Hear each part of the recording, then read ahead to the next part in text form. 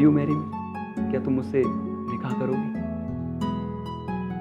अम्मी, आपने मुझे कभी अब्बू के बारे में कोई बात ही नहीं बताई। कुछ है ही नहीं बताने के लिए। अम्मी, मुझे ऐसा लगता है कि मेरे अब्बू कोई क्रिमिनल थे। नरगिस, बेटा, मैं तुम्हें जल्द से जल्द बहू की सूरत में देखना चाहती हूँ। शकील बता रहा था मुझे कि आपकी अम्मी किसी कॉलेज में पढ़ाती हैं और तुम्हारे फादर? जी, वो नहीं है। अम्मी, वो लोग बार बार अब्बू के बारे में पूछ रहे थे। तो हम चाहते हैं उससे पहले इनके रोके की रस्में तय कर ले तो बेहतर रहेगा। वैसे इनके वालिद साहब क्या किया करते थे? जी वो। ऐसा कौन सा राज है जो आप मुझ पर और इस दुनिया पर जाहिर नहीं करना चाहती? अम्मी, अब्बू के बारे में ऐसी कौन सी बात है? अम्मी, मैं आपकी बेटी हूँ। मुझे हक है इस घर के बारे में, अपने अम्मी अब्बू के बारे में सारी बातें जानने का। मेरी इल्तिजा है आपसे, मुझे प्लीज अब्बू के बारे में बताइए। ऐसी कौन सी बात थी अम्मी? अब मेरा यकीन रखिए, चाहे कुछ भी हालात हो जाएं, मैं आपका साथ कभी नहीं छोड़ूंगी, कभी गलत नहीं समझूंगी आपको। अम्मी प्लीज, क्या अब्बू बहुत बुरे आदमी थे? क्या बकवास कर रही हो? तो फिर ऐसा क्या है? क्या उन्होंने आपको छोड़ दिया था? या फिर उन पर ऐसा कोई इल्जाम था जो आप मेरे सामने जाहिर नहीं करना चाहती? अगर आज आप मुझे नहीं बताएंगी तो मैं आपसे कभी बात नहीं करूंगी। नरगिस, ऐसा कुछ भी नहीं था, तुम बेकार की जिद कर रही हो। आप मुझे बता रही हैं या नहीं? बताऊंगी, पर अभी नहीं। वक्त आने पर मैं तुमको सब कुछ बता दूंगी। नरगिस,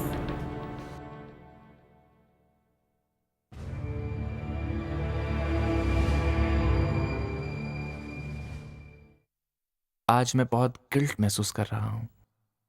गिल्ट? बहुत शर्मिंदगी महसूस कर रहा हूं मैं। किस बात के लिए? मैंने तुम्हें बहुत परेशान किया है। बेकार की बातें मत करो साहिल, जो होना था सो हो गया। किसी रिश्ते को नाम दे देने से वो रिश्ता बड़ा तो नहीं हो जाता, और नाम ना देने से छोटा भी नहीं होता। मैं तुम्हारे फैसले की इज्जत करती हूँ।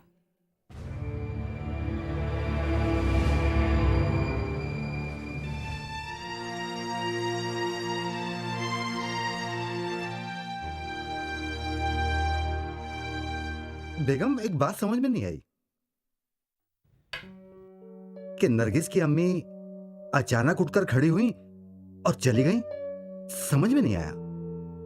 ठीक ठाक माहौल में बात चल रही थी, बिना कोई जवाब दिए उठी और चली गई। भला ऐसे भी कहीं होता है? मुझे तो ऐसा कुछ भी नहीं लगा। अरे ज़रूरी काम याद आ गया होगा, इसलिए चली गई। फिर हमारे बच्चे एक दूसरे को पसंद करते हैं और हमें भी कोई एतराज़ नहीं है। नरगिस की मम्मी हमारी शकील को अच्छी तरह से जानती है। बेगम, आप समझ नहीं रही। मैं आपसे कुछ और कहना चाह रहा हूँ।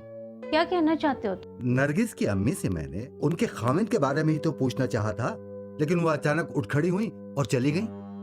भला ये भी कोई तरीका है? आपके दिमाग में पता नहीं क्या क्या आता है। ऐसे मौकों पे पुरानी यादें ताज़ा हो जाती हैं कि नहीं। एक उसकी बेटी नरगिस शादी होके दूसरे घर चली जाएगी तो उसका घर सुनसान होगा कि नहीं होगा? तो बताओ, उसका मन घबराएगा कि नहीं? कुछ भी कहो बेगम, नरगिस के अब्बू के बारे में जरूर कोई बात, कोई राज है जो फरजाना बेगम हम पर जाहिर नहीं करना चाहती। तुम बिना राज राज राज।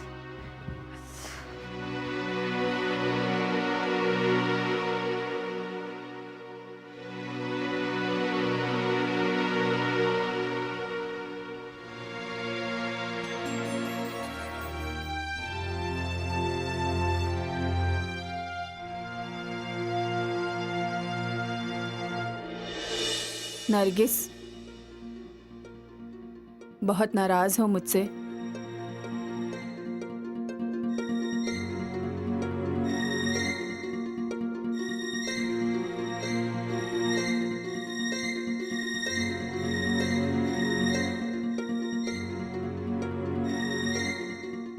आई एम सॉरी बेटा।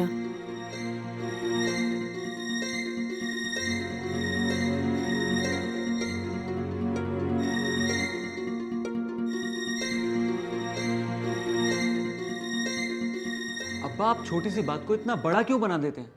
आखिर ऐसा क्या हो गया जो इतना बड़ा इशू बन रहा है? ये कोई छोटी सी बात नहीं है बरखुरदार। जिस तरीके से उनकी अम्मी यहां से उठ के गई है ना, मुझे तो दाल में काला नजर आता है। और उनके खानदान के बारे में पता लगाना बेहद जरूरी है। कहीं ऐसा ना हो कि हम सब पछताते रह जाएं कि वक्त रहते हमने सब कुछ मालूम क्यों नहीं कर लिया। इन लोगों के आगे पीछे की हिस्ट्री जानने की कोशिश करो। नरगिस की मां के डिपार्टमेंट से और आस पड़ोस के लोगों से मालूम किया जा सकता है। इधर मैं भी इधर उधर से मालूम करता हूं। तब तक इस मामले में अपने आप को ज्यादा इन्वॉल्व करने की जरूरत नहीं है। कैसी बातें कर रहे हो आप? सुनो, जो मैं कहता हूं वही करो। कल को कुछ ऊंच नीच हो गई तो कौन जिम्मेदार होगा? लोग तो कहेंगे ना कि शकील तो बच्चा था। अगर इसे सही गलत हम नहीं बताएंगे तो और कौन बताएगा? अब्बा प्लीज, ये सब फिजूल की बातें हैं और मुझे इन सब से कोई मतलब नहीं है। मुझे सिर्फ और सिर्फ नरगिस से मतलब है। तुम मुझसे ज्यादा अक्लमंद हो। मेरी उम्र और मेरे तजुर्बे की तुम्हारी नजरों में कोई कीमत नहीं है। खानदान का असर पड़ता है बरखुरदार। खून खून में फर्क होता है। तुम्हारी मॉडर्न साइंस में इसे जीन्स इफेक्ट कहते हैं। इन सब बातों का ध्यान रखना होता है, समझे? हमारी आने वाली नस्लों पर, तुम्हारे बच्चों पर इसका असर पड़ेगा। इनफ इज इनफ अब्बू। अम्मी मैं चलता हूं। शकील, शकील सुनो तो सही बेटा। नाराज कर दिया ना लड़के को। जवान लड़के से कैसे बात करते हैं तुम्हें कभी समझ में नहीं आएगा। पता तो जब चलेगा जब कोई ऐरी गैरी लड़की इस घर में आ जाएगी जो तुम्हारे घर को उथल पुथल करके रख देगी।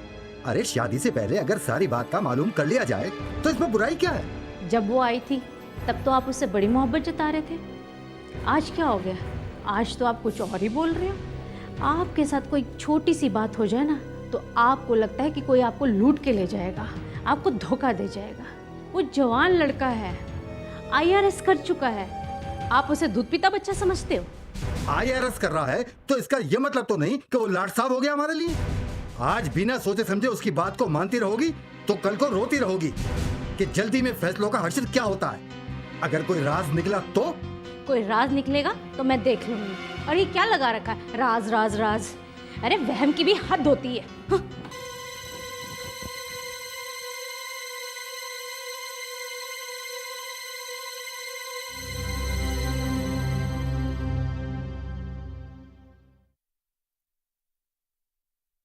जी, मैं रेशमा से मिलने आई थी। वो यहाँ उम्र कैद की सज़ा काट रही है। रेशमा, वो कबीले वाली औरत? जी बिल्कुल सही फरमाया आपने। वो मेरी पहचान की है, पर गेट पर कह रहे थे कि इस नाम की कोई कैदी नहीं है यहाँ पर। पिछली जेल वालों ने बताया था कि उसे हाल ही में यहाँ शिफ्ट किया गया था। देखिए, उन लोगों ने बिल्कुल आपको ठीक बताया। वो हमारे वुमेन सेल में थी, लेकिन 3 महीने पहले उसको रिहा कर दिया गया। रिहा कर दिया गया?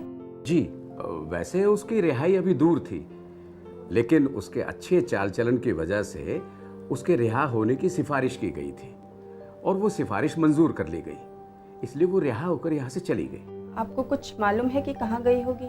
देखिए, इसका तो हमें कुछ नहीं मालूम। वैसे उसका चालान मैंने ही बनाया था और मैंने बार बार ये कोशिश की थी कि वो अपना कुछ पता बताए।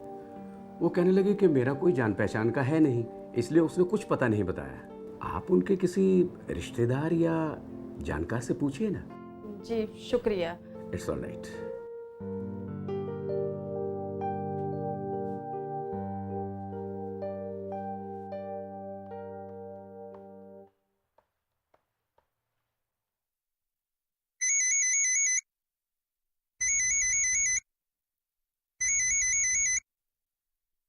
हेलो। हेलो इरफान भाई, मैं फरजाना बोल रही हूँ। फरजाना, बड़ी मुद्दत के बाद याद किया आपने।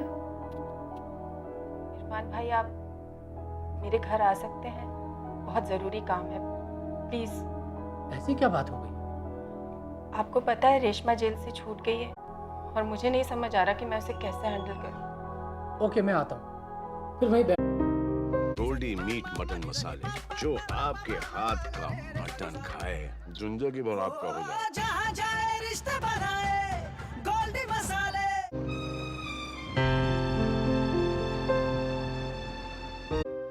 कोई और बात तो नहीं है? और क्या बात होगी? हम दोनों मिलकर प्रॉब्लम को सॉल्व करेंगे। और तुम्हारे अब्बू के... तुमसे किसने कहा कि मेरे अब्बू के बारे में कोई बात है? किसी ने नहीं। घर में अब्बू, माय फादर, बहुत ट्रेडिशनल सोच के मालिक है। दरअसल उन्हें शक हो गया है। क्या शक हो गया? यही कि तुम्हारे अब्बू को लेकर कोई मिस्ट्री है। मिस्ट्री? हाँ, वो मुझसे कह रहे थे कि मैं पता लगाऊं। तो तुमने क्या कहा फिर? कुछ नहीं, मैंने उनसे कुछ नहीं कहा। इवन अम्मी उन्हें डांट रही थी कि बहुत पुराने ख्यालात के हैं वगैरह वगैरह। मुझे लगता है कल तुमने घर में झगड़ा किया है। देखो, अगर तुम्हारी अम्मी, मेरा मतलब है अगर कुछ ऐसा है तुम्हारे अब्बू के बारे में जो वो नहीं बताना चाहती, तो आई थिंक हमें उन्हें फोर्स नहीं करना चाहिए कि वो हमें बताएं। तुम कहना क्या चाहते हो? साफ साफ बोलो। मुझे लगता है दोनों घरों में बहुत टेंशन चल रही है और हमें हालात को अपनी रफ्तार से चलने का मौका देना चाहिए। मेरे घर में मेरे अब्बू बहुत टेंशन में है और उधर तुम्हारी अम्मी भी काफ़ी परेशान लग रही है, तो हमें हालात को संभलने देने का मौका देना चाहिए। और जब तक मेरी ट्रेनिंग पूरी ना हो जाए, हमें ये शादी पोस्टपोन कर देनी चाहिए। नहीं? मुझे पता है ये कौन कह रहा है। ना तुम्हारे अम्मी, ना तुम्हारे अब्बू और ना कोई और। तुम्हारे मन में घटिया बातें आ रही। तुम्हें क्या लगता है कि मेरी अम्मी कोई गलत औरत है और मेरे अब्बू का कोई अता पता ही नहीं? तुमने मेरी अम्मी के बारे में ऐसा सोच भी कैसे लिया? मुझे तुमसे निकाह करना ही। नरगिस, मैंने ऐसा कुछ नहीं कहा। तुम मेरी बात तो सुनो। मुझे कुछ नहीं सुनना, बस। प्लीज देखो, मेरे मन में ऐसा कुछ भी नहीं है। मैं तो सिर्फ हालात को बेहतर होने का मौका देना चाहता हूँ। तुम्हारी बातों के सारे मायने मैं खूब समझती हूँ। अब से हम अलग हैं। मुझे तुमसे कोई निकाह नहीं करना। नरगिस, नरगिस, नरगिस रुको तो सही। शकील प्लीज मेरे पीछे मत आओ। नरगिस सुनो, तुम ऐसे रिएक्ट क्यों कर रही हो? ना तुम मेरे पीछे मत आओ। अरे यार, ऐसे नाराज नहीं होते नरगिस। मुझसे बात नहीं करो। रुको, अच्छा सुनो, तुम्हें जाना है, चलो मैं तुम्हें बाइक से छोड़ देता हूँ। Thank you so much. मैं रिक्शा में चले जाऊंगी। भैया चलो। नरगिस रुको।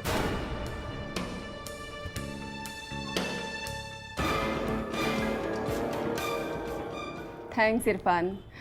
बहुत अकेला महसूस कर रही थी, पर क्या करूं, सिचुएशन ही कुछ ऐसी थी कि तुम्हें तकलीफ़ देनी पड़ी। अरे नहीं नहीं, उसमें तकलीफ़ कैसी? इसी बहाने कम से कम आपने याद तो किया। भाई हम तो सोच रहे थे कि आप हमें भूल ही गई हैं। ताहिरा भी कह रही थी आपको बहुत याद करती है वो। जब से तुम लोग यहाँ से गए हो, मुलाकात का सिलसिला ही टूट गया। पर फिर कुछ हादसे ऐसे भी हुए कि हम लोग अलग थलग से पड़ गए। बीते दिनों को याद करती हूँ तो किसी और ही दुनिया में पहुँच जाती हूँ। खैर छोड़िए ये सब। डिपार्टमेंट कैसा चल रहा है? चल रहा है। तुम लोग बताओ क्या कर रहे हो आजकल? हेल्थ मिनिस्ट्री के लिए कुछ डाटा इकट्ठा कर रहे हैं। तुम और ताहिरा दोनों मियाँ बीवी इकट्ठे ही लगे होंगे ना इस काम में? जी हाँ, आप तो जानती हैं उसके बगैर वैसे भी मैं किसी काम का नहीं। अच्छा आपा, अब बताइए, आप रेशमा से अचानक मिलने गई थी या इस बीच मुलाकात होती रहती थी? नहीं, पिछले कुछ अरसे से जा नहीं पाई, या यूँ कहिए कि जानबूझकर नहीं गई। पहले वो सिटी जेल में थी, फिर उसके बाद दूसरी जेल में शिफ्ट हो गई, तो मेरा जाना भी मुमकिन नहीं हो पाया। शायद मैं भी थोड़ी खुदगर्ज हो गई थी, भूलने की नाकाम कोशिश कर रही थी। अब अपने आप को कोसती हूँ कि कम से कम उससे मिलती रहती तो राफ्ता बना रहता और ये नौबत ना आती। अब वो पता नहीं कहाँ चली गई है। पूरी बात ज़रा तफसील से बताइए, हुआ क्या? पिछले कुछ अरसे से नरगिस बार बार अपने अब्बू के बारे में पूछ रही है और मैं टालती जा रही हूँ। उसके अब्बू के बारे में बताने में हर्ज क्या है आपा? वो एक बालिग लड़की है। देखिए, अगर बच्चों को बचपन से ही उनके माँ बाप के बारे में ना पता हो तो उन्हें कई तरह के कॉम्प्लेक्सेस हो जाते हैं। और फिर मैं तो हैरान हूँ कि आपने आज तक उसके अब्बू की पहचान उससे छुपा कर क्यों रखी? ये इतना आसान नहीं है इरफान। लेकिन इसमें प्रॉब्लम भी क्या है? आई थिंक उसे सच्चाई पता चलेगी तो उसे अच्छा ही लगेगा। पर लेकिन वो सच जान जाएगी तो फिर वो कई सारे सवाल पूछेगी, और रेशमा के बारे में जानेगी तो फिर और सवाल। देखिए आपा, जो भी सवाल होंगे उनके जवाब एक ना एक दिन तो देने ही पड़ेंगे। मेरे अंदर इतनी हिम्मत नहीं है इरफान। आप अपने आप को कमजोर क्यों महसूस कर रही हैं आपा?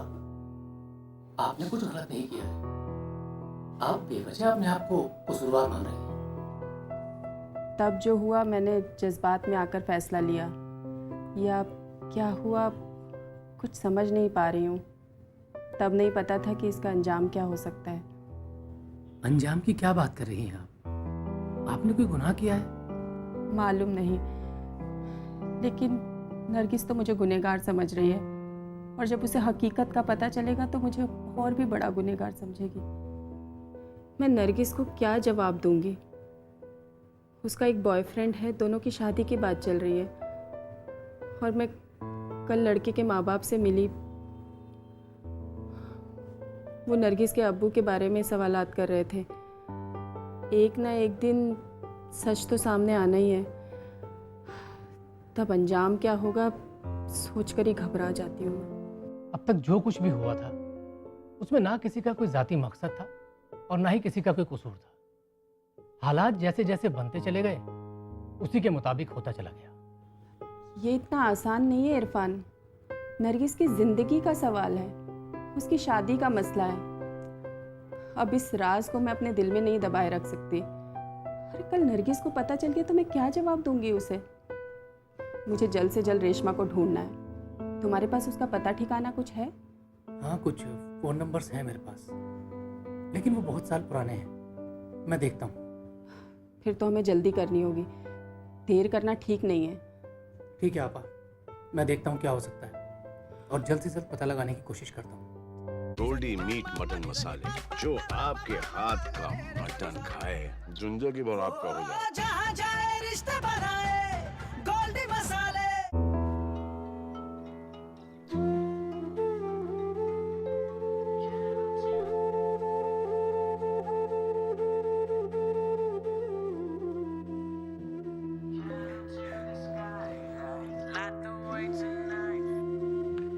फोन क्यों किया?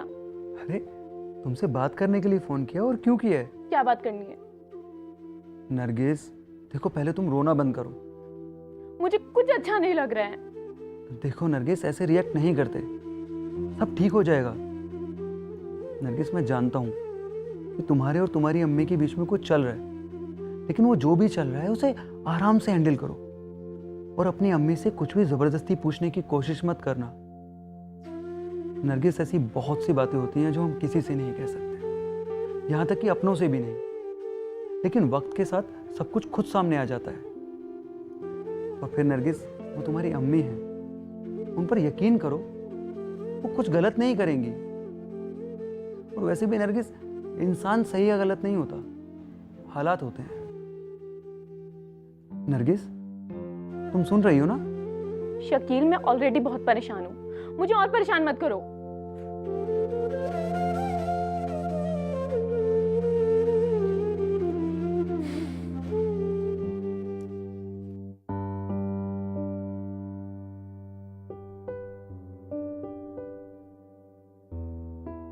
ताहिरा, मेरी दवाइयां तो लाना जरा।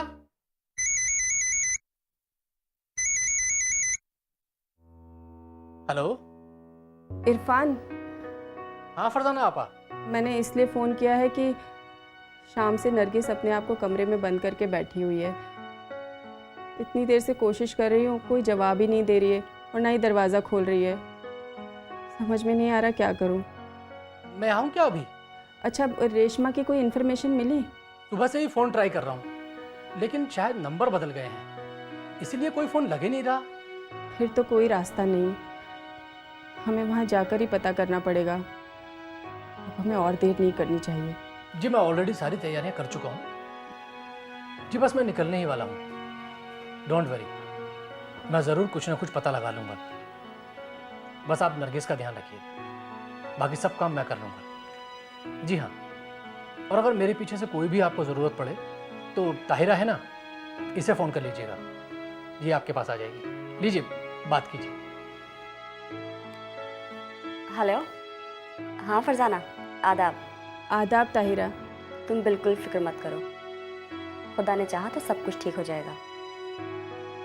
मिनिस्ट्री के ऑफिस से लौटते हुए आज मैं आती हूँ और नरगिस से मैं बात करूँगी, ठीक है? ठीक है।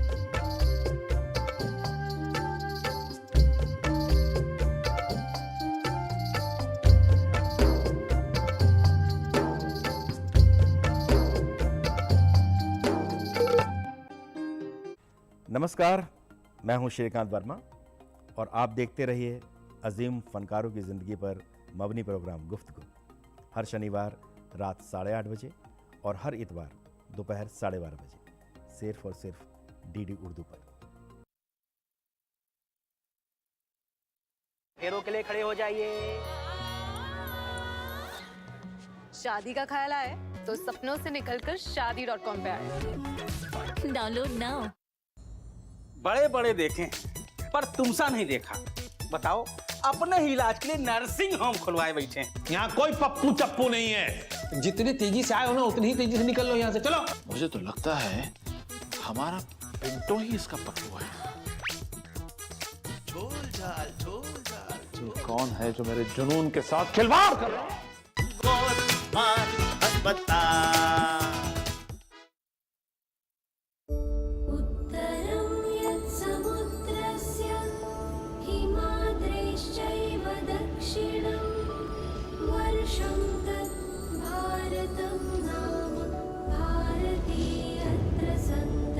भारत जो सदा रहा पथ प्रदर्शक विश्व का,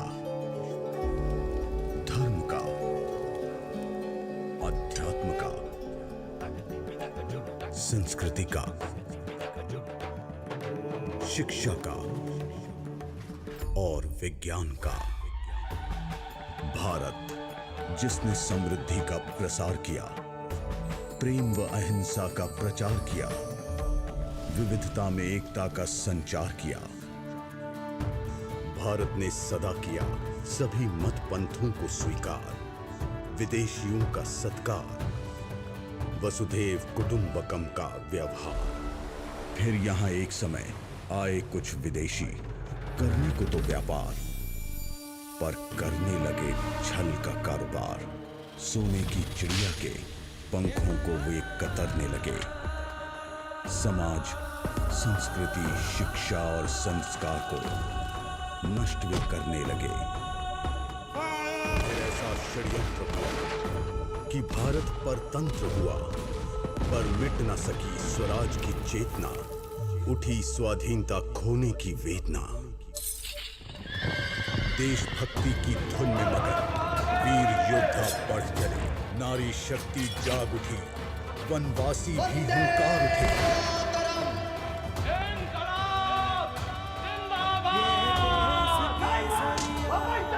स्वराज्य मेरा जन्म से अधिकार।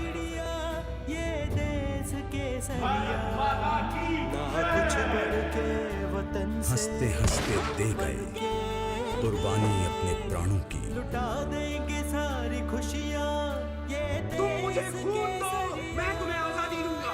करो या मरो, करो या मरो। लिख गए अमिट गाथाएं सत्य, अहिंसा और बलिदानों की।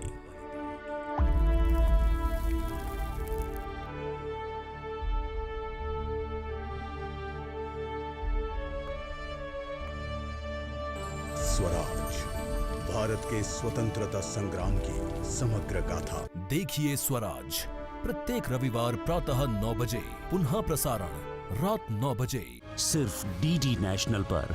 देश का पहला चैनल, देश का अपना चैनल। फेरों के लिए खड़े हो जाइए। शादी का ख्याल आए तो सपनों से निकलकर शादी.com पे आए। Download now. जीवन में सफलता, प्रसन्नता एवं संतुष्टि के लिए सरल, रोचक व तर्कसंगत उपयोगी ज्ञान बिंदुओं का श्रवण करें। स्वयं के विचारों को उत्कृष्ट बनाने के रहस्य को जानें और अपने भीतर छिपी असीम संभावनाओं को उजागर करें। मन प्रबंधन और वैदिक ज्ञान के विशेषज्ञ स्वामी मुकुंदानंद जी के साथ देखिए सोच बदलें, जीवन बदलें, प्रतिदिन प्रातः 6:30 बजे, सिर्फ डीडी नेशनल पर। देश का पहला चैनल, देश का अपना चैनल।